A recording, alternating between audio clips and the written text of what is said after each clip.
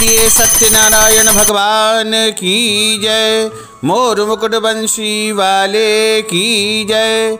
गुरुर्ब्रह्मा गुरुर्विष्णु गुरुर्देवो महेश्वरः। गुरुः साक्षात् परब्रह्म तस्मै श्री गुरुवे नमः। सच्चिदानंद रूपाय विश्वोत्पत्त्यादिहेतवे तापत्रय विनाशाय श्रीकृष्णाय वयं नमः। श्री सत्यनारायण भगवान की कथा। प्रथम अध्याय। एक समय की बात है, नैमिषारण्य तीर्थ में शौनकादि 88,000 ऋषियों ने सूत जी महाराज से पूछा, इस कलयुग में वेद विद्या रहित मनुष्यों को प्रभु की भक्ति कैसे मिलेगी तथा उनका उद्धार कैसे होगा। हे मुनिश्रेष्ठ, कोई ऐसा तप बतलाइए जिससे थोड़े समय में पुण्य की प्राप्ति हो जाए और मनवांछित फल मिल जाए। इस प्रकार की कथा सुनने की हम इच्छा रखते हैं। सर्व शास्त्रों के ज्ञाता सूत जी महाराज बोले, हे वैष्णवों में पूज्य, आप सभी ने प्राणियों के हित की बात पूछी है, इसलिए एक ऐसे श्रेष्ठ व्रत को आप लोगों को बताऊंगा जिसे नारद जी ने भगवान श्री हरि लक्ष्मी नारायण जी से पूछा था और लक्ष्मीपति ने मुनि श्रेष्ठ नारद जी से कहा था। आप सब इसे ध्यानपूर्वक सुनिए। एक समय की बात है, योगीराज नारद जी दूसरों के हित की इच्छा लिए अनेक लोकों में भ्रमण करते मृत्यु लोक में आ पहुँचे। यहाँ उन्होंने अनेक योनियों में जन्मे प्रायः सभी मनुष्यों को अपने कर्मों द्वारा अनेकों दुखों से पीड़ित देखा। उनका दुख देख नारद जी सोचने लगे, कैसा यत्न किया जाए जिससे इनके सारे दुखों का अंत हो जाए। इसी विचार पर मनन करते हुए विष्णु लोक में गए। वहाँ देवों के ईश नारायण की स्तुति करने लगे, जिनके हाथों में शंख चक्र गदा और पद्म थे, गले में वरमाला पहने थे। नारद जी वहाँ पहुँच करके सबसे पहले स्तुति करते हैं, हे भगवान, आप अत्यंत शक्ति से संपन्न है, मन तथा वाणी भी आपको नहीं पा सकती है। आपका आदि मध्य और अंत नहीं है। निर्गुण स्वरूप सृष्टि के कारण भक्तों के दुखों को दूर करने वाले आपको मेरा बारंबार नमस्कार है। नारद जी की स्तुति सुनकर के श्री हरि विष्णु बोले, हे मुनिश्रेष्ठ, आपके मन में क्या है? आप किस काम से यहाँ पधारे हैं? उसे निसंकोच कहिए। इस पर नारद मुनि बोले कि मृत्युलोक में अनेक योनियों में जन्मे मनुष्य अपने कर्मों के द्वारा अनेकों दुखों को भोग रहे हैं। हे नाथ, यदि आप मुझ पर दया रखते हो तो कृपा करके बताइए कि मनुष्य थोड़े से प्रयास से ही अपने सभी दुखों से कैसे छुटकारा पा सकता है। श्री हरि भगवान बोलते हैं, हे नारद, मनुष्यों की भलाई के लिए तुमने बहुत अच्छी बात पूछी है। जिसके करने से मनुष्य मोह से दुख से छूट जाता है, वह मैं तुमसे कहता हूँ, सुनो। स्वर्गलोक व मृत्युलोक दोनों में एक दुर्लभ व्रत है जो पुण्य देने वाला है। तुम्हारे प्रेम के कारण उसे सुना रहा हूँ।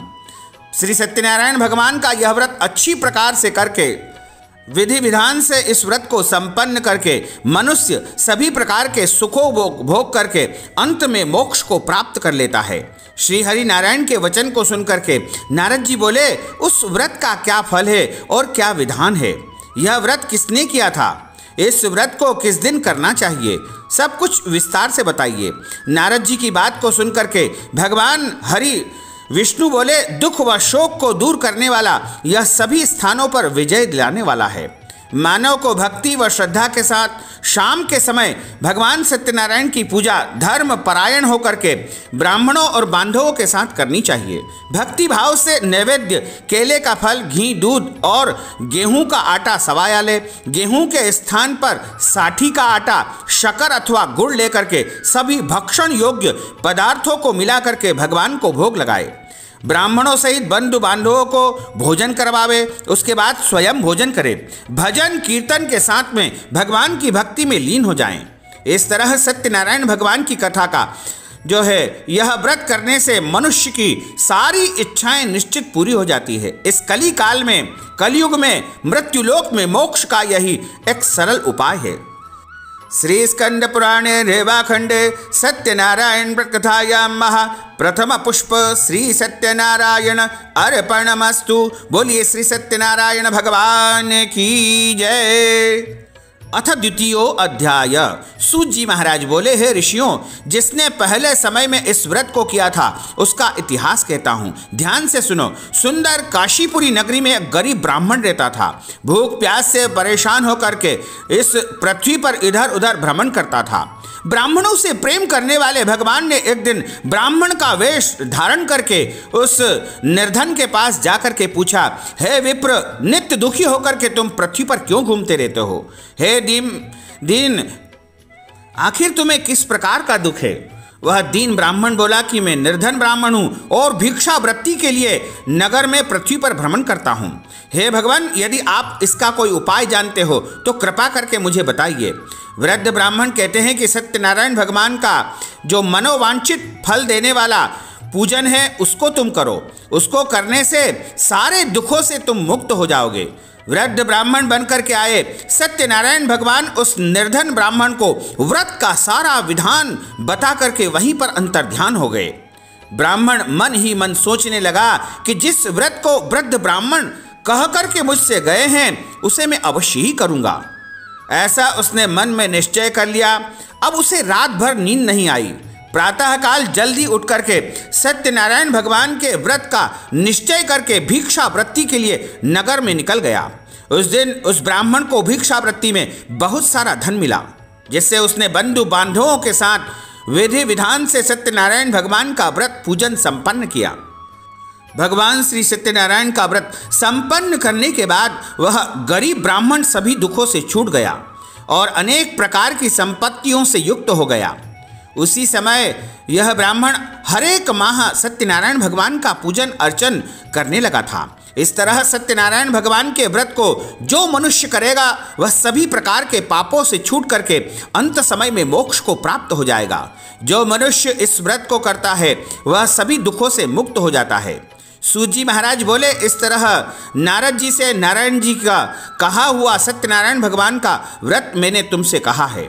हे विप्रो, अब और क्या कहूँ? ऋषि बोले, हे मुनिवर, संसार में उस विप्र से सुन करके किस किस ने इस व्रत को किया, हम सब इस बात को सुनना चाहते हैं। इसके लिए हमारे मन में श्रद्धा का भाव है।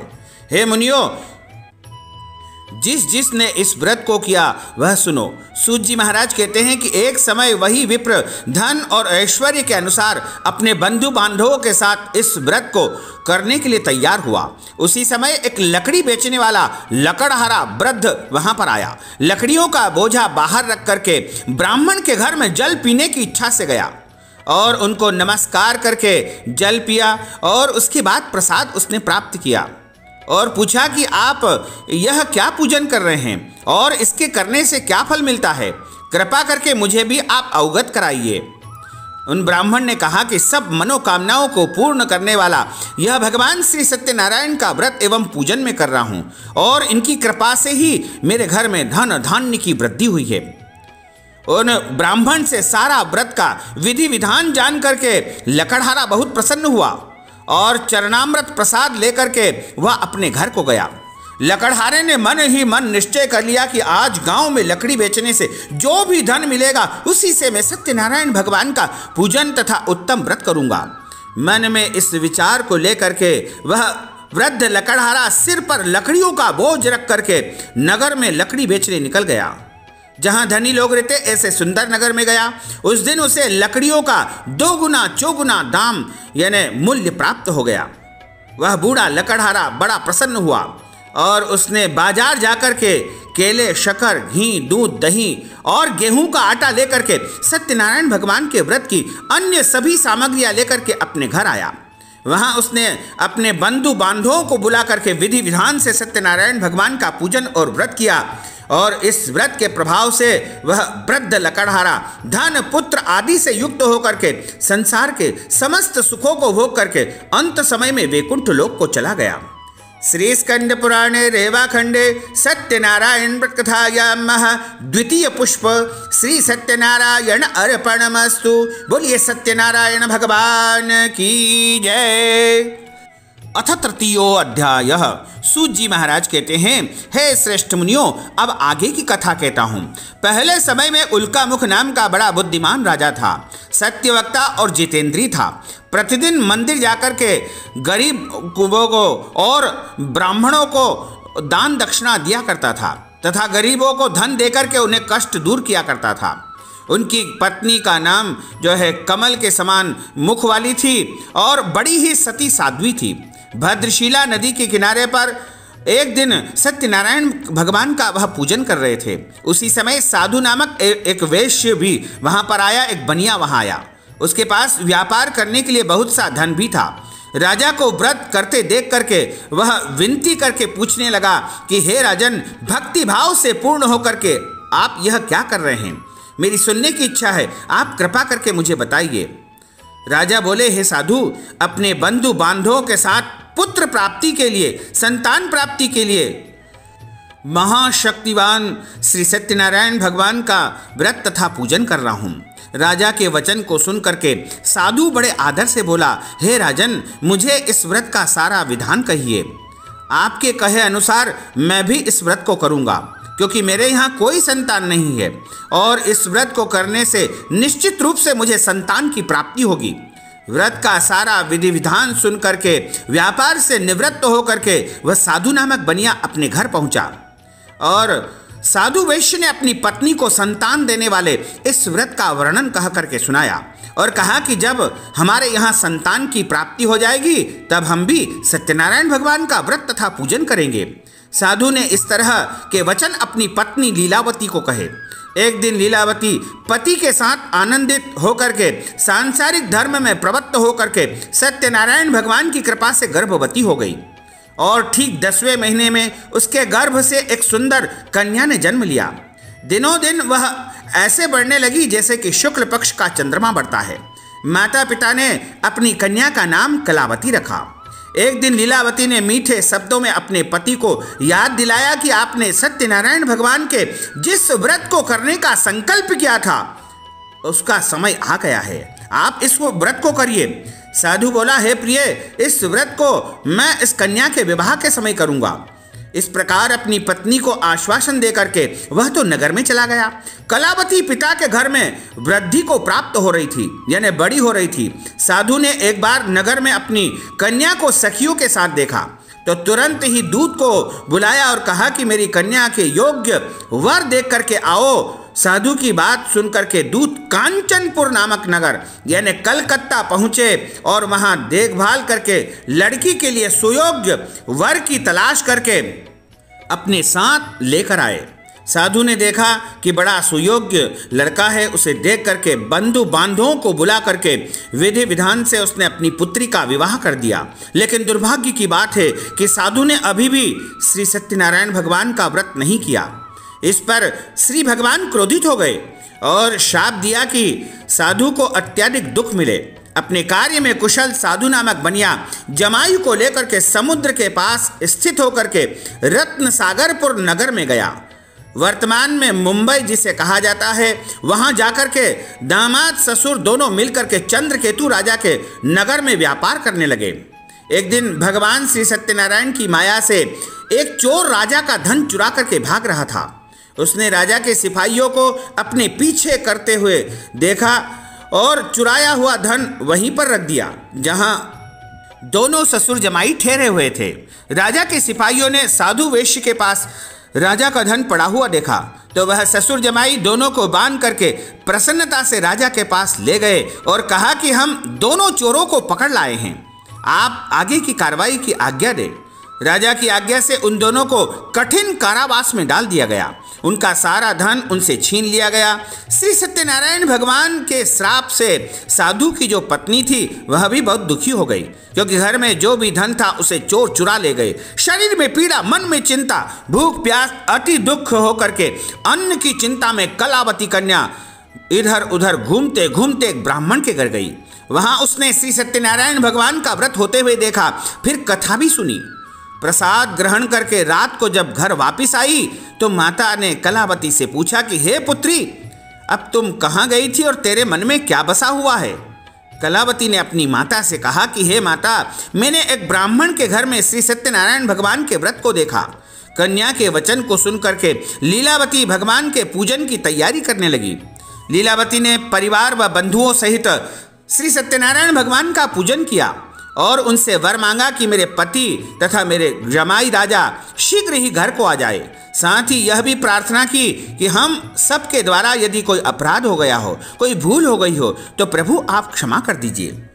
श्री सत्यनारायण भगवान इस प्रकार इस व्रत से संतुष्ट हो गए और राजा चंद्रकेतु को स्वप्न में दर्शन दिया और कहा कि हे राजन, तुम उन दोनों वेश्यों को छोड़ दो और तुमने जो उनका धन लिया है उसे भी वापस लौटा दो। अगर ऐसा नहीं किया तो मैं तुम्हारा धन, राज्य व संतान सभी को नष्ट कर दूंगा। राजा को यह सब कह करके अंतर्ध्यान हो गए। प्रातःकाल सभा में राजा ने अपना स्वप्न सभी को सुनाया। फिर बोले कि वणिक पुत्रों को कैद से मुक्त करके सभा में लाओ। दोनों ने आते ही राजा को प्रणाम किया। राजा मीठी वाणी में बोला, हे महानुभावों, भाग्यवश ऐसा कठिन दुख तुम्हें प्राप्त हुआ था, लेकिन अब तुम्हें कोई भय नहीं है। ऐसा कहकर राजा ने उन दोनों को नए वस्त्र आभूषण पहनाए और जितना धन उनका लिया था उसे दोगुना करके उन्हें ससम्मान वहां से विदा कर दिया गया। वो दोनों राजा को नमस्कार करके अपने घर की तरफ प्रस्थान करते हैं। श्री स्कंद पुराणे रेवाखंडे सत्यनारायण व्रत कथायां तृतीय पुष्प श्री जय सत्यनारायण अर्पणमस्तु। अथ चतुर्थो अध्याय। सूत जी महाराज बोले, वैश्य ने मंगलाचार करके अपनी यात्रा आरंभ की और अपने नगर की ओर चल दिए। उनके थोड़ी दूर जाने पर एक दंडी वेशधारी श्री सत्यनारायण भगवान ने का रूप धारण किया था, वह आकर के उनके सामने खड़े हो गए और दंडी स्वामी के रूप में पूछते हैं कि साधो, तुम्हारी नाव में क्या भरा हुआ है। अहंकारवश हंसता हुआ वह अभिमानी बोला कि हे स्वामी, आप क्यों पूछते हो? क्यों कुछ धन लेने की इच्छा है क्या? लेकिन मेरी नाव में तो बेल के पत्ते ही पत्ते भरे हुए हैं। वैश्य के कठोर वचन को सुनकर के भगवान बोले कि तुम्हारा वचन सत्य हो। दंडी स्वामी ऐसे वचन कह करके वहां से दूर चले गए। कुछ दूर जाकर के समुद्र के किनारे बैठ गए। दंडी स्वामी के जाने पर साधु वैश्य ने नित्य क्रिया के पश्चात नाव को ऊंची उठते हुए देखा और हल्की होकर के नाव को जब देखा तो खोल करके उसमें देखा तो धन के स्थान पर बेल के पत्ते ही पत्ते भरे हुए हैं। धन के स्थान पर पत्ते देख करके साधु नाम का बनिया मूर्छित होकर के पृथ्वी पर गिर पड़ा। मूर्छा खुलते ही वह अत्यंत शोक में डूब गया। तभी उसका दामाद बोला, पिताजी आप शोक क्यों मना रहे हैं? यह दंडी स्वामी ने हमें श्राप दिया है, उनकी शरण में हमें चलना चाहिए, तभी हमारी मनोकामना पूरी होगी। दामाद की बात को सुन करके दंडी स्वामी के पास पहुंचे और अत्यंत भक्तिभाव से उनको प्रणाम किया, नमस्कार किया। बोले, मैंने आपके सामने जो असत्य वचन कहे हैं उनके लिए मैं आपसे क्षमा प्रार्थना करता हूं। मैं बारंबार क्षमा प्रार्थना करता हूं, आप कृपा करके मुझे क्षमा कर दीजिए। ऐसा कह करके महान शोकातुर होकर के वह साधु नामक बनिया उन दंडी स्वामी के सामने जोर जोर से रोने लगा। तब दंडी स्वामी बोले, हे वणिक पुत्र, मेरी ही आज्ञा से तुमको बारंबार दुख प्राप्त हुआ है। मैं कोई और नहीं, स्वयं सत्यनारायण हूं। तुम मेरी पूजा से बहिर्मुख हो गए हो। साधु बोला, हे भगवान, आपकी माया से ब्रह्म आदि देवता भी आपके रूप को नहीं जानते हैं। मैं अज्ञानी कैसे जान सकता हूं? आप प्रसन्न होइए, मैं अपने सामर्थ्य के अनुसार आपकी पूजा अवश्य करूंगा। मेरी रक्षा कीजिए और पहले के समान नाव में धन को भर दीजिए।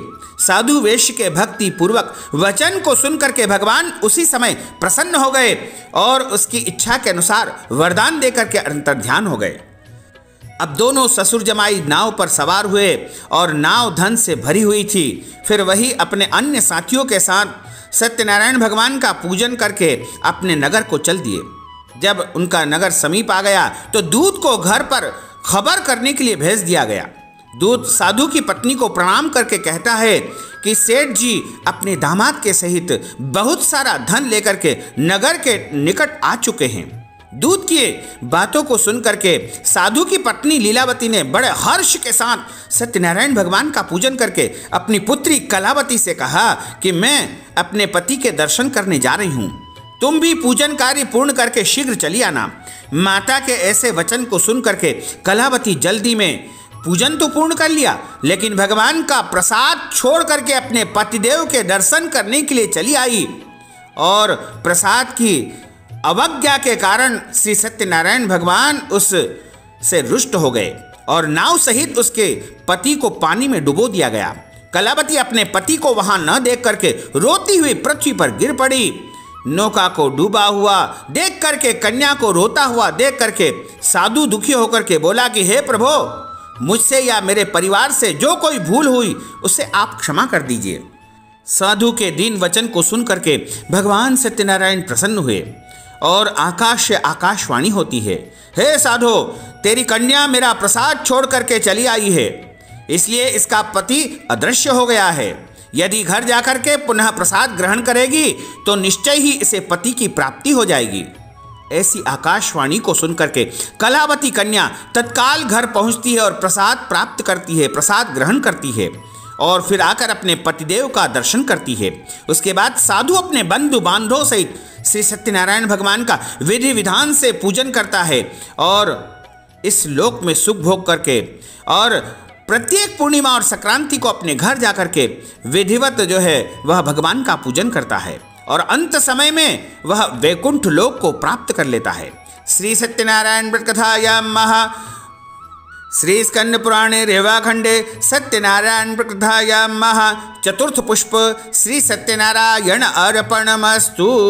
बोलिए श्री सत्यनारायण भगवान की जय। अथ पंचमो अध्याय। सूत जी महाराज बोले, हे ऋषियों, मैं और भी एक कथा सुनाता हूँ, उसे ध्यानपूर्वक सुनो। प्रजा पालन में तत्पर एक तुंगध्वज नाम का राजा था। उसने भी भगवान का प्रसाद त्याग करके बहुत दुख पाया था। एक बार वन में जाकर के वन्य पशुओं को मार करके वह एक वट वृक्ष के नीचे जाकर के बैठ गया। वहां उसने ग्वाल बालों को भक्ति भाव से अपने बंधुओं के सहित सत्यनारायण भगवान का पूजन करते हुए देखा। अहंकारवश राजा उन ग्वाल बालों के पास नहीं गया और न ही भगवान को उसने प्रणाम किया। बाद में जब ग्वाल बालों ने देखा कि राजा तो विश्राम कर रहे हैं, तो राजा के पास भगवान का प्रसाद ला करके रख दिया। राजा की जब निद्रा टूटी तो उसने प्रसाद का अनादर कर दिया और अपने घर चला गया। इससे राजा का सब कुछ तहस नहस और नष्ट हो गया। उसके 100 पुत्र, धन धान्य सब कुछ उसका नष्ट हो गया। तब वह समझ गया कि भगवान की पूजा का मैंने अपमान किया है, उनके प्रसाद का मैंने अनादर किया है, इस कारण यह सब गति हुई है। वह दोबारा ग्वाल बालों के पास पहुंचा और विधि पूर्वक पूजा करके प्रसाद प्राप्त किया। सत्यनारायण भगवान की कृपा से सब कुछ पहले जैसा हो गया और बहुत समय तक इस पृथ्वी पर सुख भोगने के बाद अंत समय में उस राजा को स्वर्ग लोक की प्राप्ति हुई। जो मनुष्य परम दुर्लभ इस व्रत को करेगा तो भगवान सत्यनारायण की अनुकंपा से उसे धन धान्य की प्राप्ति होगी। निर्धन धनी हो जाता है और भय मुक्त होकर के जीवन जीता है।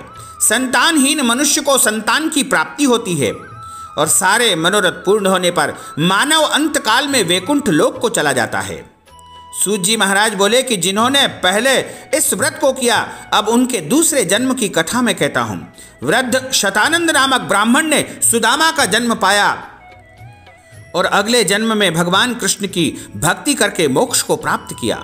लकड़हारे ने अगले जन्म में निषाद राज बन करके भगवान श्री रामचंद्र जी की सेवा की तथा उसके पश्चात उसने भी मोक्ष पाया। उल्कामुख नाम का जो राजा था वह दशरथ हुए और भगवान श्री राम तथा रंगनाथ जी की सेवा करके वैकुंठ लोक को चले गए। साधु नामक के वैश्य मोरध्वज बनकर के अपने पुत्र को आरे से चीर करके भगवान को दान दे करके उन्होंने भी मोक्ष पाया। महाराज तुंगध्वज ने स्वयंभू होकर के भगवान में भक्ति होकर के भागवत धर्म का इस संसार में प्रचार प्रसार किया। श्री स्कंद पुराणे रेवाखंडे सत्यनारायण व्रत कथायां महा पंचम पुष्प श्री सत्यनारायण अर्पणमस्तु। बोलिए श्री सत्यनारायण भगवान की जय। श्री वृंदावन बिहारी लाल की जय। श्री गोपाल कृष्ण भगवान की जय। अच्युतम केशवम राम नारायणम कृष्ण दामोदरम वासुदेवम हरे श्रीधरम माधवम गोपिका वल्लभम श्री जानकी नायकम श्री रामचंद्रम भजे जानकी मनोहरम सर्वलोक नायकम श्री शंकरादिसेवितम पुण्य नाम कीर्तनम श्री राम राम राम राम राम नाम तायकम राम कृष्ण वासुदेव भक्ति मुक्तिदायकम राम कृष्ण वासुदेव भक्ति मुक्तिदायकम राम कृष्ण वासुदेव भक्ति मुक्तिदायकम।